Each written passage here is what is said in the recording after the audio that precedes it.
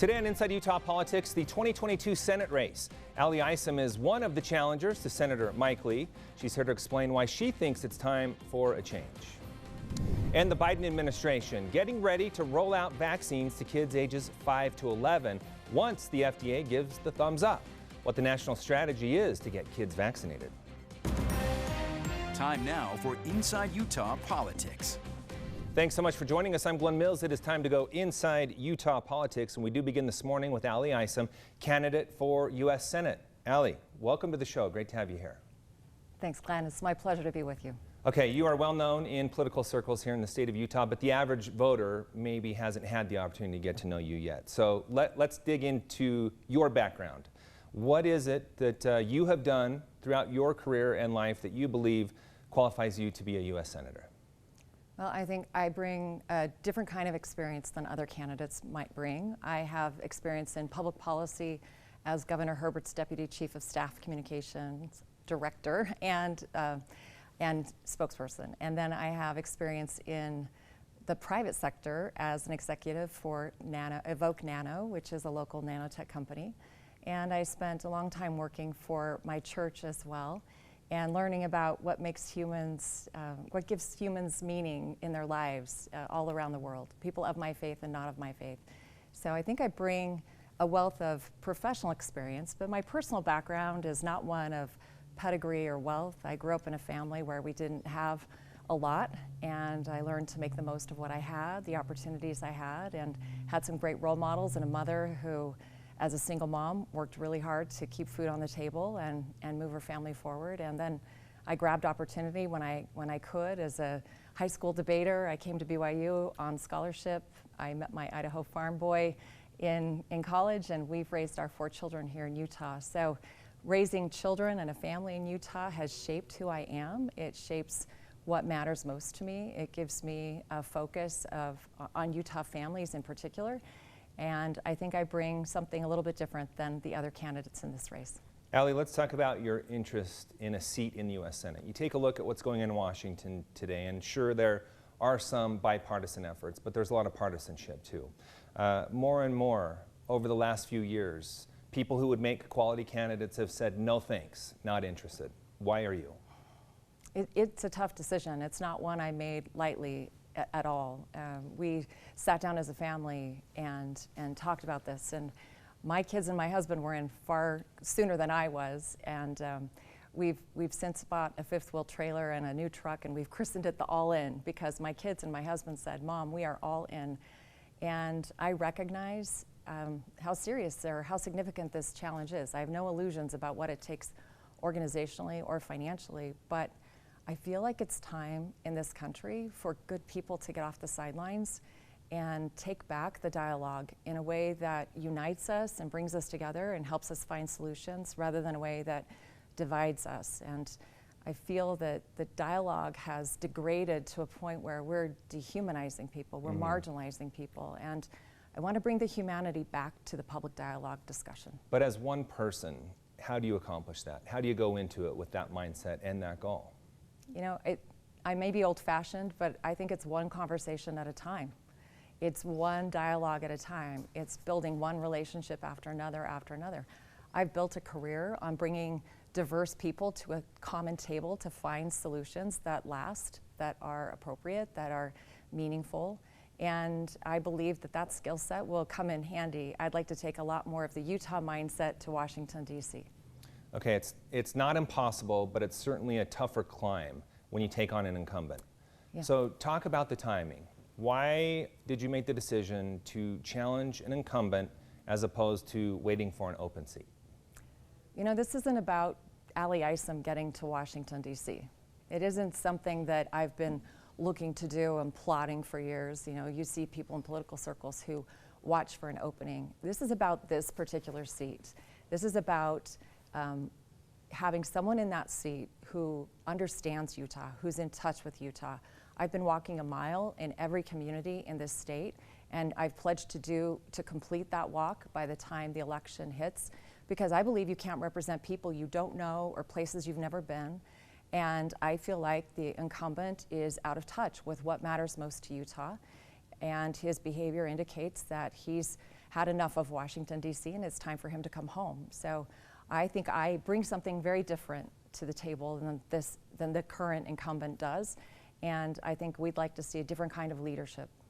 So polls I've seen recently indicate, when you talk about the overall Utah, yes, his numbers are lower, but you have to go through the Republican Party to be able to beat him. And again, the latest polls I've seen, he's very popular within the Republican Party. So what's your strategy and what's your approach for taking that on?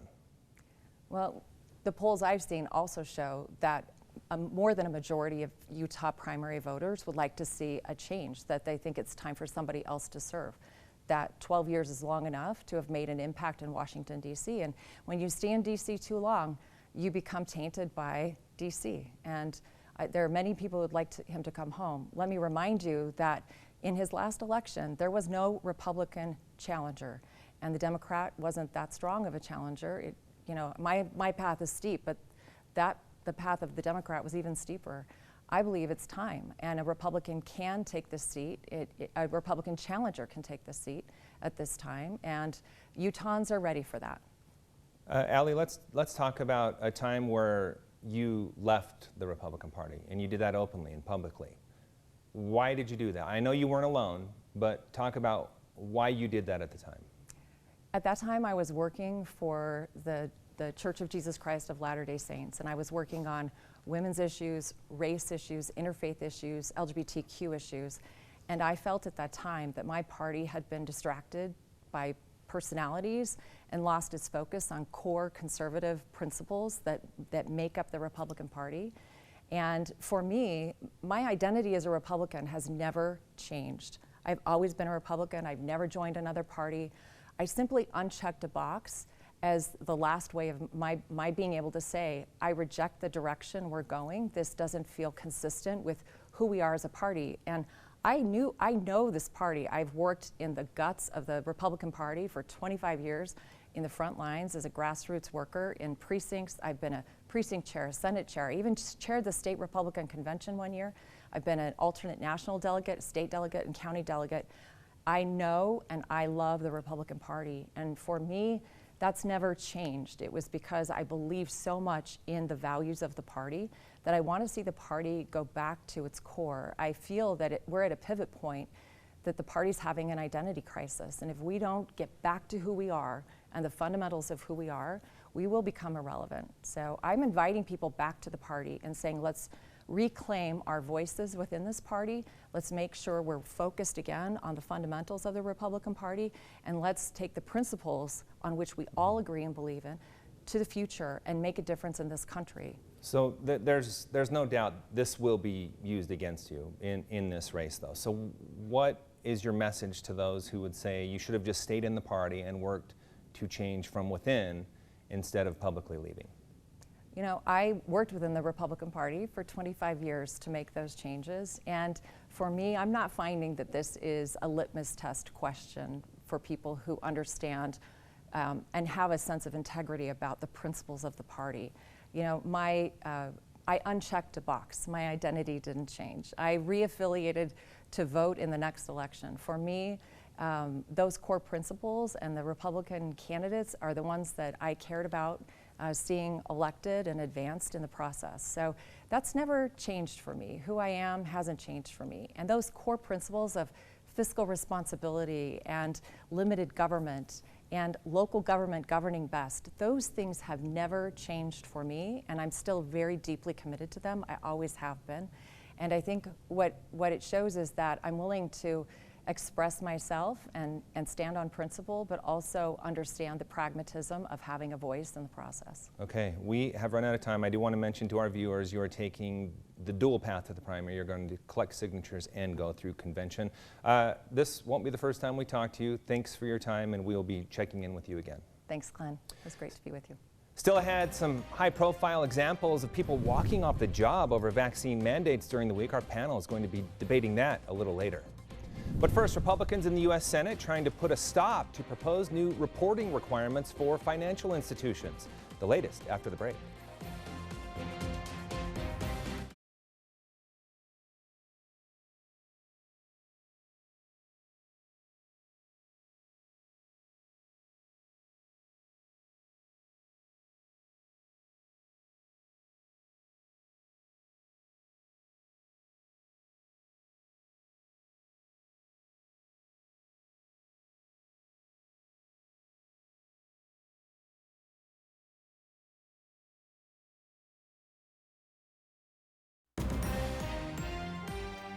Welcome back. The White House COVID Task Force is explaining how it plans to roll out vaccines to kids ages 5 to 11.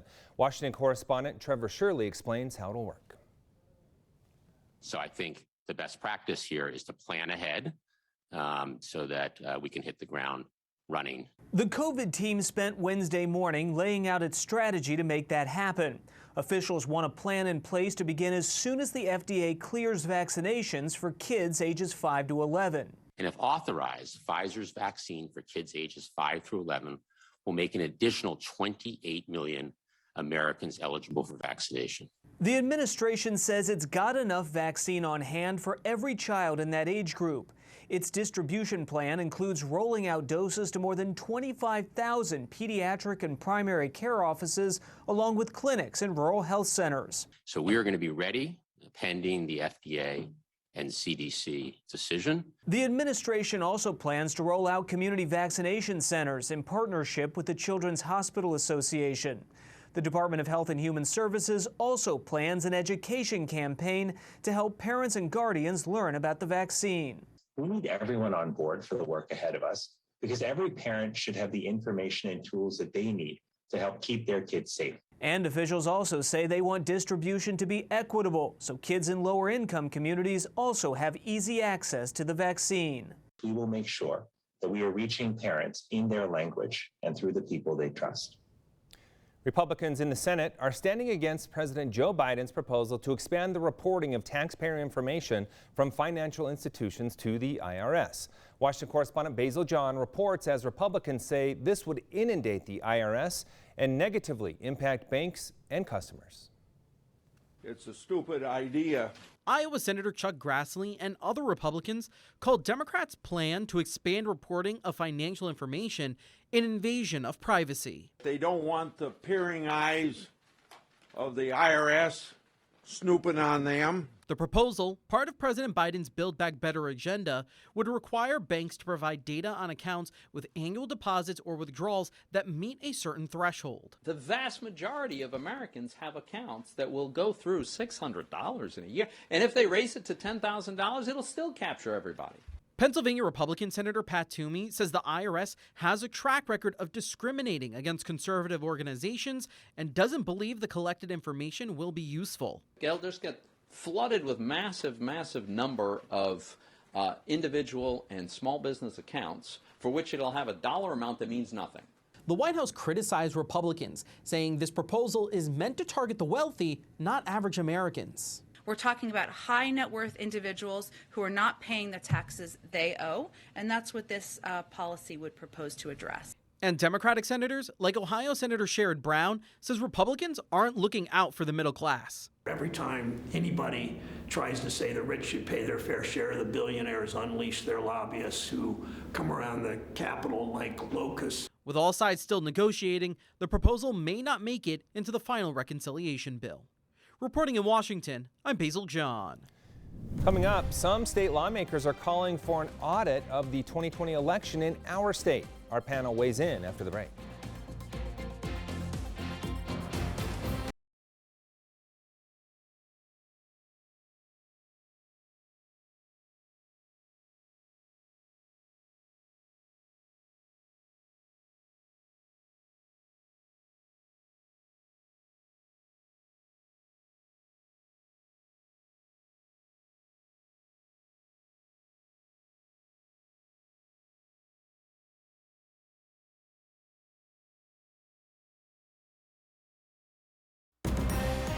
You're watching Inside Utah Politics.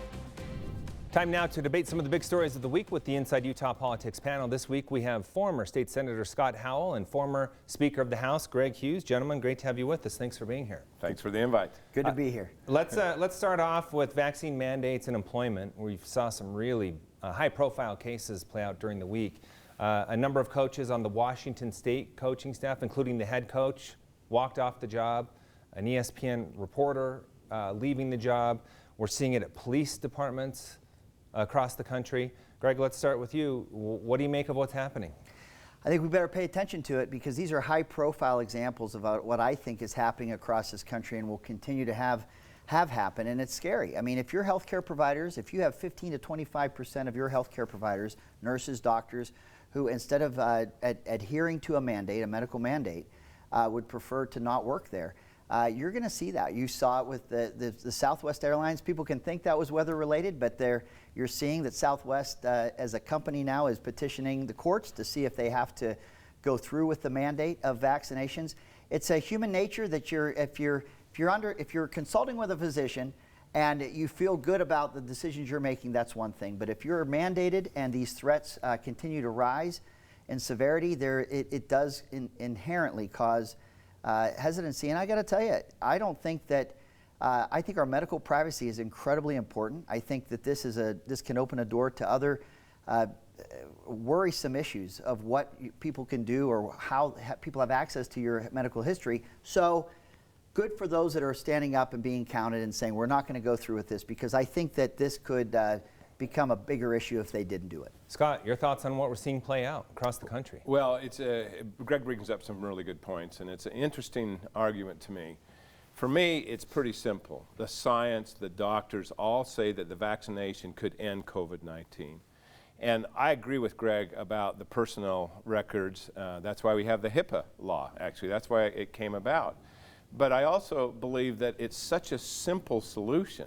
And if there was dramatic data about the inefficiency of the vaccination, I would say then we ought to question it. But it is an emotional thing. We have family members who have perpetuated all sorts of rumors about the vaccination. None of it has been proven true.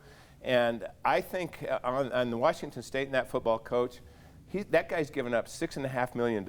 I'm telling you, somebody could poke me in the eye and I'd still want to stay on the coaching staff.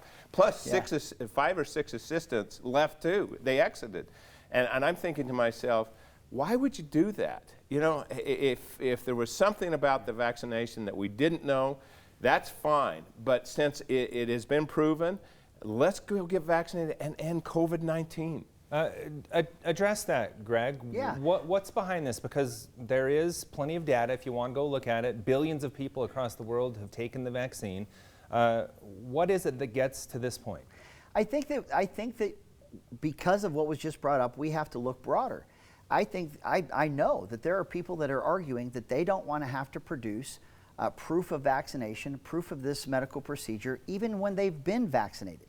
There's a larger issue going on here about medical privacy. Real quick, I just want to ask you, is that what this is all about, though? Just medical privacy, or is there a large portion of the population that's buying into ridiculous conspiracy theories? So I would be careful to say anything's ridiculous in terms of how people decide whether they take the vaccine or not. I mean, I do believe that it's very rare that there are side effects, but certainly they exist. But the ability to make those decisions for yourself, and whatever those consequences may be, that's how we've done it. We've not mandated that newborns have to be vaccinated, but the take-up rate is incredibly high, in the upward of the 90 percentile. Something's going on in this country where, under the banner of COVID-19 and this specific vaccination, there are requirements for employment. There's deductions from your paycheck of up to $200 if you're being tested instead of being vaccinated, that impact people's lives and their household income. It's getting broader than just the vaccine by itself. And what's so sad is, if I think you treated people like adults and you gave them good information, and you certainly had it coming from sources like a physician instead of your government, I think that you would see a different reaction. I think Delta Airlines is a great example. They've mandated nothing. They've allowed for religious exemptions and medical exemptions, and they are reporting a take-up rate of vaccination of well over 90%. Mm-hmm. And they see those numbers go up. But it's how they've approached it, and I think that when you see this recoil, it's because of how heavy-handed this is, and I think it opens the door. This issue has opened people's eyes to the fact of what could be next and what would be next. Okay, and it's worrisome. Real quick, Scott, before we get into that, we've seen, when you talk about the exemptions, we see that at our local universities here in the state of Utah as well. And back to my comment on conspiracy theories. I stand by that some of them are ridiculous, but you make a point. There are documented troubles that some people have had with the vaccine. But that's so minimal Scott, that's so minimal when we look at that. Right. And Scott, weigh in. Okay. Well, hats off to Angela Dunn and Salt Lake County Health. they're now offering incentives up to $700 a family can make by going out and getting vaccinated. I think to Greg's point about individual freedom and making that choice, the incentives that I think are going to, it'll be interesting to see what happens in the county. But that was just approved last night at the Salt Lake County Council meeting. And I think that's probably a combination of both. But, you know, that personal freedom and privacy, that's really important for everyone. I just think that it's kind of, and Greg won't like this, but it's kind of a silly argument that let's just go get it. And if there were a portion of 20% or 10% or even 5% across the world that there was an adverse effect to the vaccination, I'd say don't do it. I can tell you, Linda and I have been vaccinated and we got our boosters on the first day. And look at me. Well, maybe I'm not normal. All right. I think you honestly made my case. I would love to stay on this and get into it more, but I want to get on one other topic real quick. During the week, a couple state lawmakers going before the House Judiciary Committee to call for an audit of the 2020 election, similar to what we saw in Arizona. Greg, is that necessary? I think so. Look, some institutional memory is, I think, required here. When we as a state moved from just paper ballots, this is back after the 2000 election, the Bush versus Gore election, where instead of having the paper ballots and the hanging chads, we went to an electronic vote.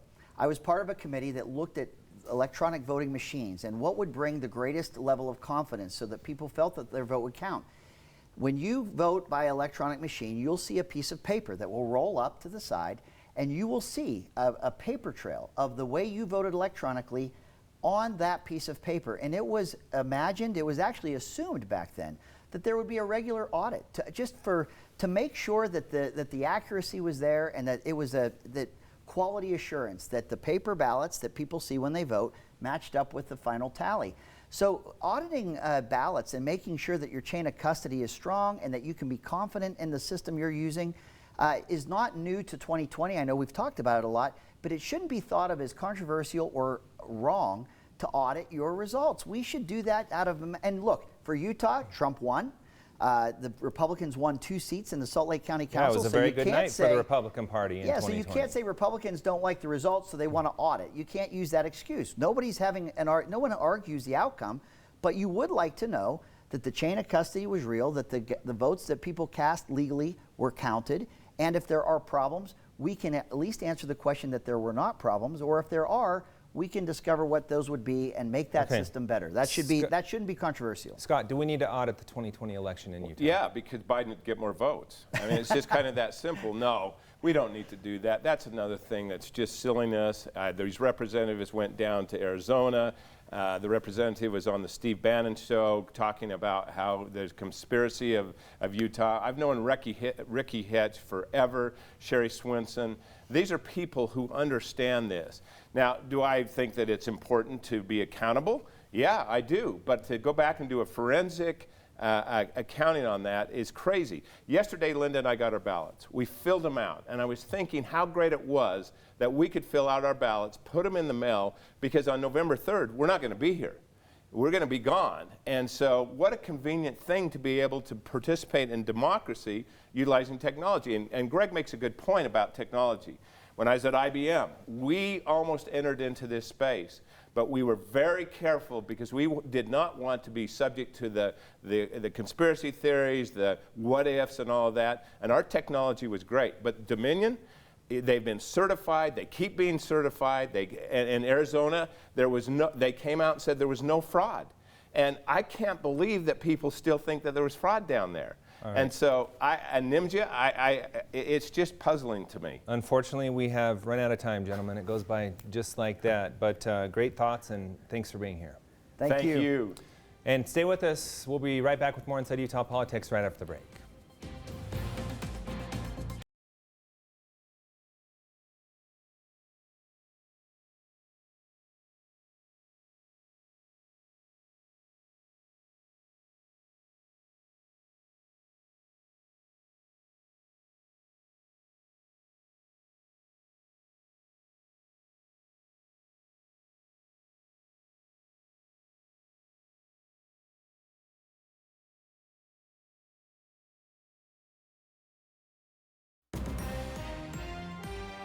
We leave you now with a look at what's on the radar in the world of politics. The municipal election is set for next month. It is Tuesday, November 2nd, and the 2022 legislative session, just a few months away now. Can you believe that? It begins Tuesday, January 18th. Make sure to connect with me on social media. I'd like to know what you think of this show and other issues that are important to you. You can email me at InsideUtahPolitics@abc4.com, or you can follow me on Twitter and Facebook. Just log on and search Glenn Mills ABC4. Thanks so much for making us part of your Sunday morning. We hope to see you again next week as we go inside Utah politics.